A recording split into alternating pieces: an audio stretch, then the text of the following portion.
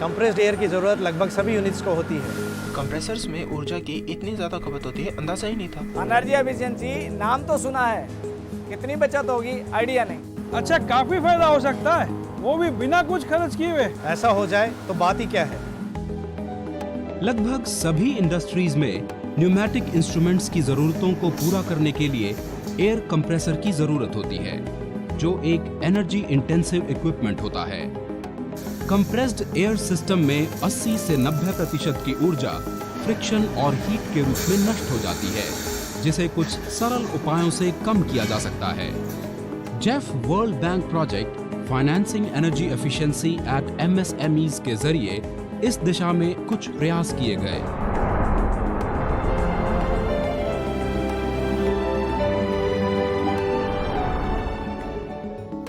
क्या हमारा ये एक शीट मेटल यूनिट है जो कि MSME के अंतर्गत है।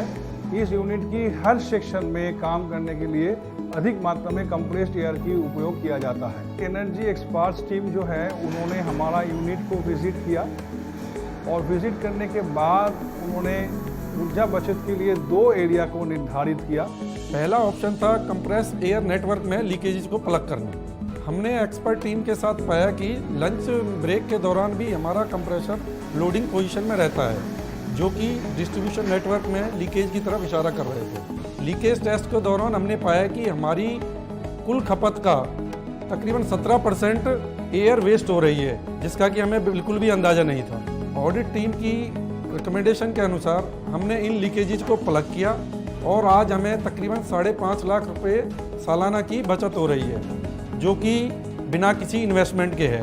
दूसरा ऑप्शन था प्रेशर सेटिंग ऑप्टिमाइजेशन। हमारी यूनिट में कंप्रेस्ड एयर का कट इन प्रेशर 8 kg और कट ऑफ प्रेशर 9 kg पर सेट था। प्लांट की रिक्वायरमेंट को समझने के बाद ऑडिट टीम ने प्रेशर सेटिंग को एक बार कम करने का सुझाव दिया। इस सुझाव को मानकर हमें सालाना लगभग 3 लाख रुपए की बचत हो रही है, again without any investment. Compressed air network में लीकेजेस का होना एक नेचुरल प्रोसेस है, इसलिए इन लीकेजेस को समय समय पर चेक कर बंद करते रहना चाहिए ताकि कंप्रेसर्स की एफिशिएंसी बनी रहे। कंप्रेस्ड एयर को लीकेज को तुरंत डिटेक्ट करना और उसके ऊपर तुरंत कार्रवाई करना, इसके लिए हमने एक नया सिस्टम अडॉप्ट किया, जो कि कंप्रेस्ड एयर लीकेज टोकन।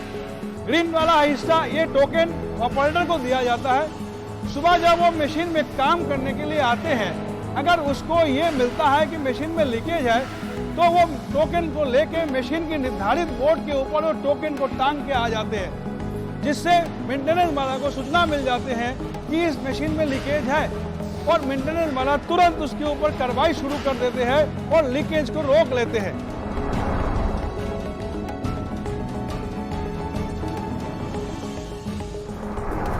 समय के साथ इम्प्रूव होती टेक्नोलॉजीज के कारण आज इंडस्ट्रीज के लिए अलग अलग प्रकार के एयर कंप्रेसर उपलब्ध हैं, जैसे स्क्रू कंप्रेसर, स्क्रोल कंप्रेसर इत्यादि। इलेक्ट्रिसिटी हमारा एक मेजर रॉ मटेरियल है, क्योंकि हमारी इलेक्ट्रिकल फर्नेसेस लगी हुई है। चूँकि मेजर खर्चा इलेक्ट्रिसिटी का हमारे फर्नेसेस पे ही आता है, तो हमने कभी भी कंप्रेसर या उसके अलाइड चीज़ों की तरफ ध्यान ही नहीं दिया। हमारे यहाँ पे 2 कंप्रेसर्स लगे हुए हैं जो कंप्रेस्ड एयर की हमारी ज़रूरत को पूरा करते हैं। जब एनर्जी एक्सपर्ट की टीम हमारे यहाँ पे आई तो उन्होंने पाया कि हमारे यहाँ जो 2 कंप्रेसर लगे हैं, जो कि हमारी एयर की रिक्वायरमेंट्स को पूरी करते हैं, वो पुरानी टेक्नोलॉजी के लगे हुए हैं और जिसके कारण हमारी बिजली की काफ़ी नुकसान होता है। ऑडिट करते हुए टीम ने हमें बताया कि हमें नए screw compressor with VFD technology में शिफ्ट करना चाहिए, जिससे हमें काफ़ी बचत होगी। हमने एक्सपर्ट की राय को माना और इसके तहत हमने ये स्क्रू टाइप कंप्रेसर लगाया, जिसके कारण बिजली की खपत आधे से भी कम हो गई है और शायद हम 5 से भी ज़्यादा लाख रुपए इससे सेविंग्स कर पाएंगे इलेक्ट्रिसिटी कॉस्ट में। कंप्रेसर टेक्नोलॉजी का चुनाव करते समय कुछ महत्वपूर्ण बातों का ध्यान रखना चाहिए, जैसे कैपेसिटी जनरेशन, रिक्वायर्ड प्रेशर और कंप्रेस्ड एयर का यूसेज आदि।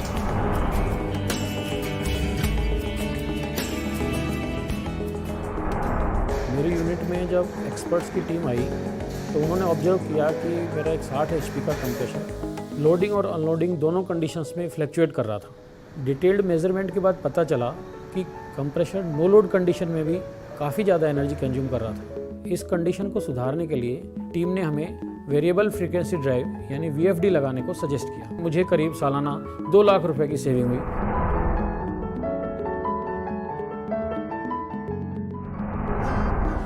यहाँ ऑडिट का मीटिंग हुआ था, उन्होंने कुछ सुझाव दिए थे हमें।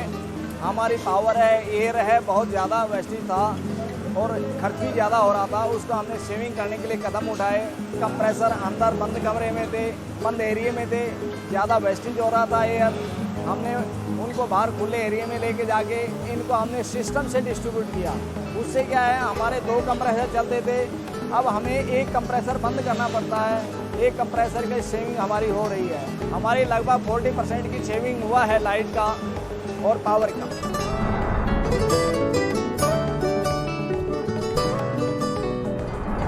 कंप्रेस्ड एयर सिस्टम में ऊर्जा बचत के लिए और भी कई ऐसे प्रावधान हैं जो बिना किसी निवेश के ऊर्जा लागत को कम कर सकते हैं। रेगुलर मेंटेनेंस के ऐसे ही कुछ उपाय हैं।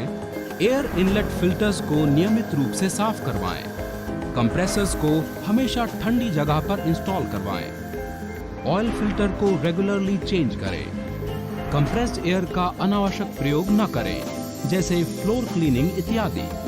अपनी यूनिट में कंप्रेसर एफिशिएंसी मेंटेनेंस प्रोग्राम को लागू करें। इस पूरे एनर्जी ऑडिट और इस एक्सपीरियंस से ये सीखा कि हमें हमेशा नई टेक्नोलॉजी और नई मशीनों की तरफ सोचते रहना चाहिए ताकि बिजली की खपत काफ़ी कम की जा सकती है। हमने कभी सोचा नहीं था इतने सरल उपायों से ऊर्जा और पैसे की इतनी बचत हो सकती है। अब मेरी हमेशा ये कोशिश रहेगी कि इक्विपमेंट और मशीन्स को और अधिक एफिशिएंट बनाकर मैक्सिमम सेविंग की जाए। इस प्रोजेक्ट से हमें एक नया एक्सपीरियंस मिला और ऊर्जा की बचत के नए उपाय सीखे। इन सारे काम से मैं भी खुश हूँ, मेरा स्टाफ भी खुश है, बस और क्या चाहिए। एनर्जी एफिशिएंसी आज के समय की जरूरत है। Raw material, man power cost इत्यादि लगातार बढ़ रही है। इसलिए एनर्जी एफिशिएंसी के इन सॉल्यूशंस को अपनाइए